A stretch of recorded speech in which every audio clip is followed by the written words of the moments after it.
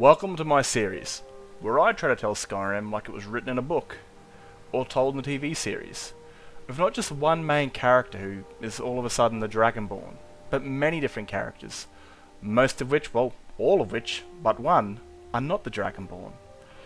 This story will be played by many different characters of all different sorts of backstories, and all different combat roles and personalities. I hope you come to enjoy watching this sort of stuff as much as I enjoy making it and playing it. If you guys enjoy, please leave a like and subscribe if you want. And of course, if you're feeling a bit chatty, drop me a comment and it'll be fun to have a conversation. Anyway, I'm gonna let you get to this. Have fun. Chapter 23. Champions of The Civil War. This war keeps burning all over Skyrim, with no end in sight.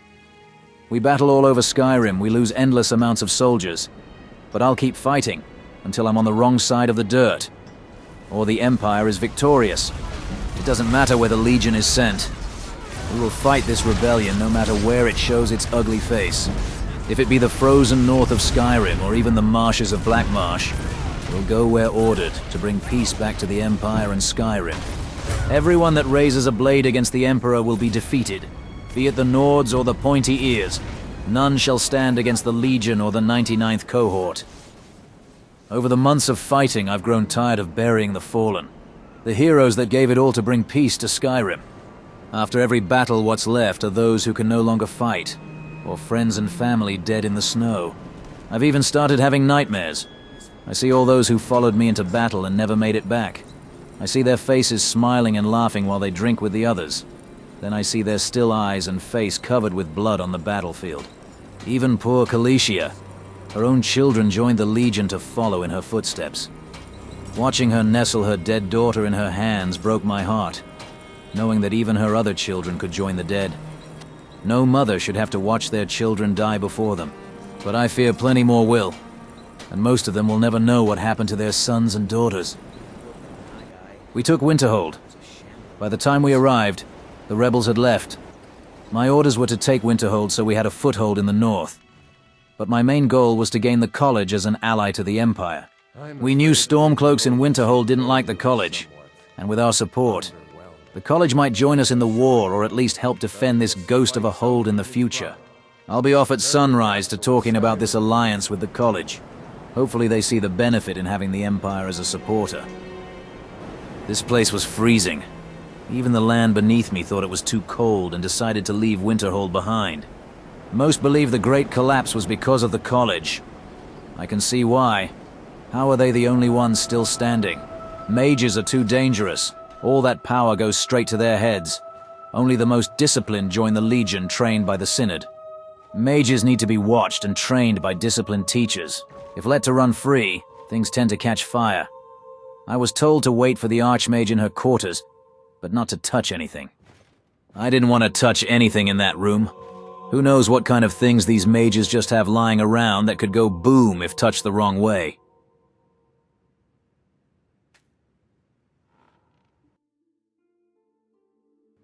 I was informed that a member of the Imperial Legion was here to talk to me after their takeover of Winterhold.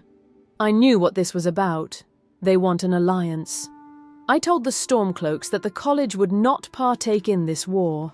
We are a place of magical learning, not soldiers. And that's how we will remain no matter what side of this civil war controls Winterhold.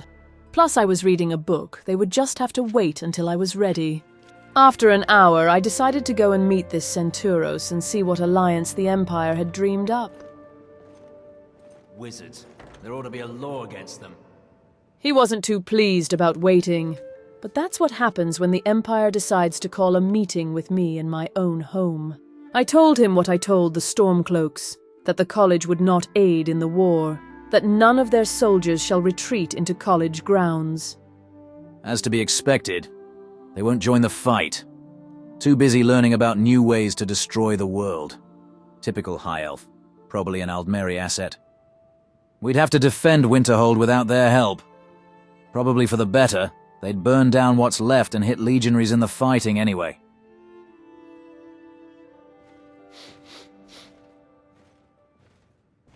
We returned to bury our fallen. Kalisha and another one of her daughters would help bury Dustina.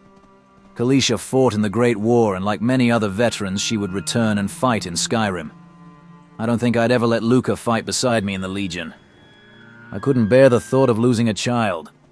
But with the losses over the months, our ranks would be bolstered, with the return of a Great War veteran vanguard called Julia Quintilius. Stories of her in the Imperial city were legend. I remember seeing her as a boy training Imperial soldiers. She was inspiring. She retired after the war. Now she's back and we could use her. And the troops under her command. It turns out we lost Markarth to the rebels. The Silverblood family leader snuck in rebels and took control of the city. The 99th were tasked with taking it back. The city was a fortress, but there's a weakness in the wall to slip in and open the gates. We'll get in and rid this city of the cowards that snuck in and usurped this hold of its rightful Jarl.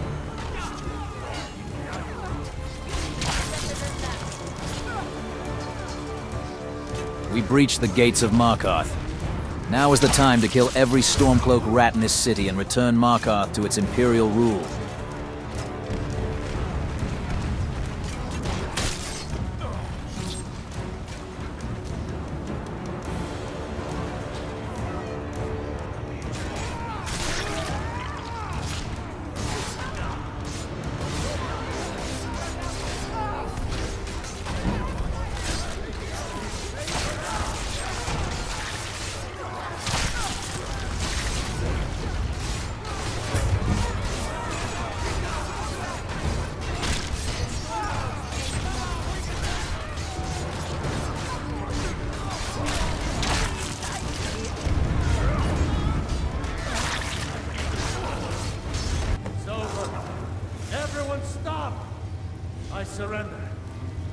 I surrender. They couldn't even hold the most defensible city in all of Skyrim for more than a week. It's a wonder why this war isn't over already. How many more faces must I bury in the dirt and see in my dreams? How many more smiling faces will join them? After every battle we fight, this place grows. What will it look like by the end? Will I be buried here by the end of all this? Now that we have Winterhold, I can garrison some troops there until I'm ready to march on Windhelm. After the successful Battle of Markarth, I was promoted to Prefect, and the Queen Elisif requested an audience with me. To be called by the Queen, what could she possibly want with me? I was posted in solitude for years guarding the prison, but I never got to see the Blue Palace. You weren't allowed here unless you were posted as a guard here. It was a beautiful and peaceful place. It was time to find out what Queen Elisif wanted from me. There's something personal I was hoping you would do for me. As you may know, Talos worship is outlawed in the Empire. When we buried my husband, I made offerings to all the gods, except Talos. I would like you to take an item of his, a war horn handed down from his father, and place it at a shrine of Talos.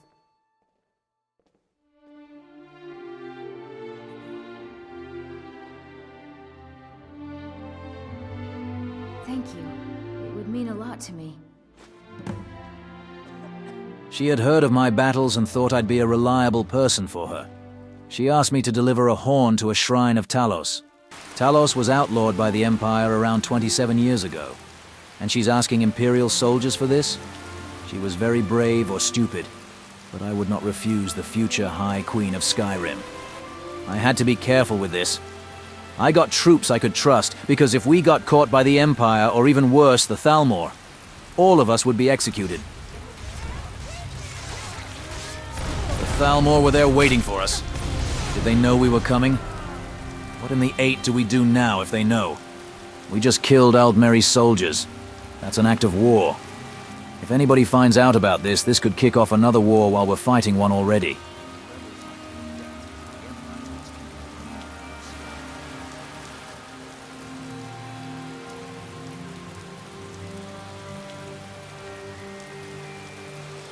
It appears they didn't know we were coming. They saw movement and decided to attack. It's good. If they saw we were Imperial soldiers before they attacked, then we'd be in serious trouble later. I made everyone there swear to secrecy, under the threat we'd all die. For doing this service for the Queen, she named me her Thane and gave me a house in Solitude. I'd move Luca and Lydia here. since solitude was the safest place for my daughter. I'd be given another housecarl called Jordis.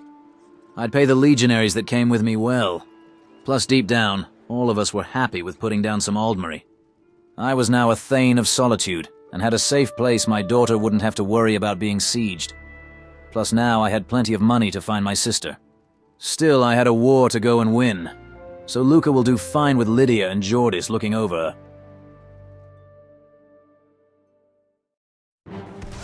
I am Brianna Bear-Claw. Me and my sister Sigund fight to kill the Imperial bastards weakening our lands. We won't stop until Skyrim is painted red with Imperial blood, and all of Skyrim is united by the bear. No matter where Grandmother sends us, if there is Imperial soldiers oppressing the land, we'll be there. The Bear-Claw Raiders will free those lands of the Imperial blight. No Imperial dogs shall stand in our way. It's either freedom or Sovngarde, and both are paid for in the bodies of Imperial soldiers. They come here and take our gods off us. They take our food off of us. They rape our women. They kill Nords because they want freedom. No longer will the Empire dare tell us Nords what to do with our Skyrim. They will leave our lands, or they will fertilize them with their dead.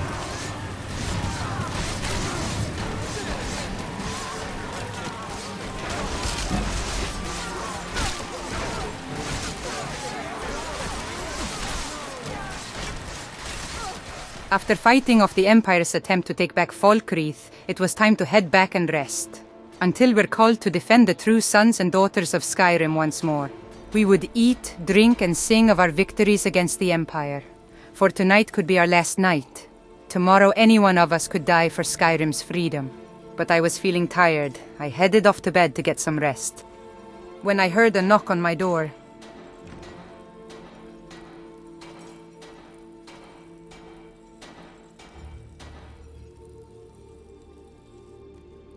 it was Angie.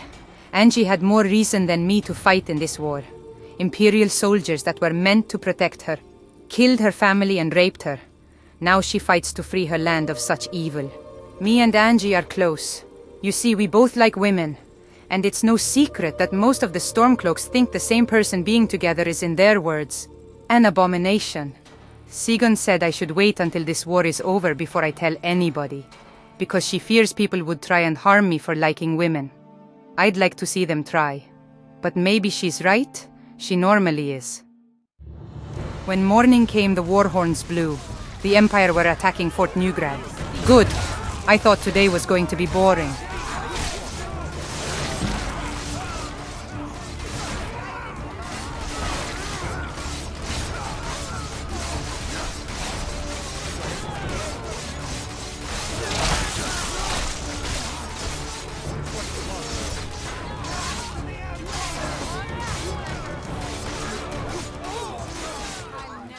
Ha!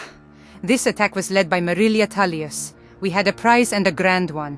An Imperial vanguard and leader of this 99th cohort of the Empire.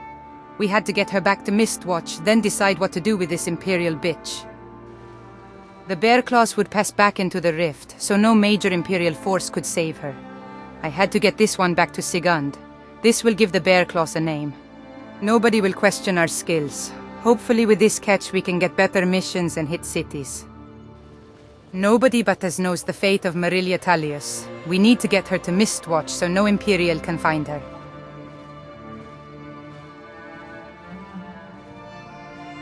Me and my sister would discuss what we would do with her. I said we should publicly execute her to destroy the Empire's morale. But Sigund said this could make her a martyr and make the Imperials fight harder. She said we should send word to Windhelm and wait until we hear back from the High King.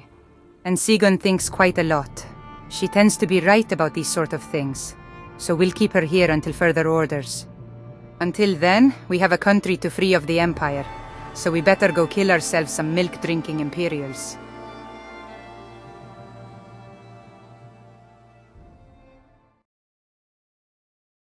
Well, welcome back everyone that makes it all the way to the intro. Hope you guys have enjoyed. Now with obviously who we're looking at right now is Brianna, is Sigund's sister. We've only seen her and seen her mentioned by Sigund.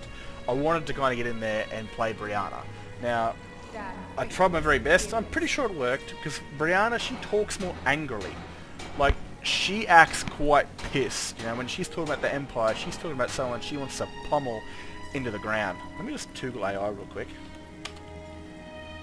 You know, she is just a lot angrier. She's like the crazy twin. It's not actually working. You know, she is the sort of, you know, like, she's just a kick ass and ask questions never, where Sigund's more of the tactical one. And hopefully I got that out there with the way she talks, because she's quite angry.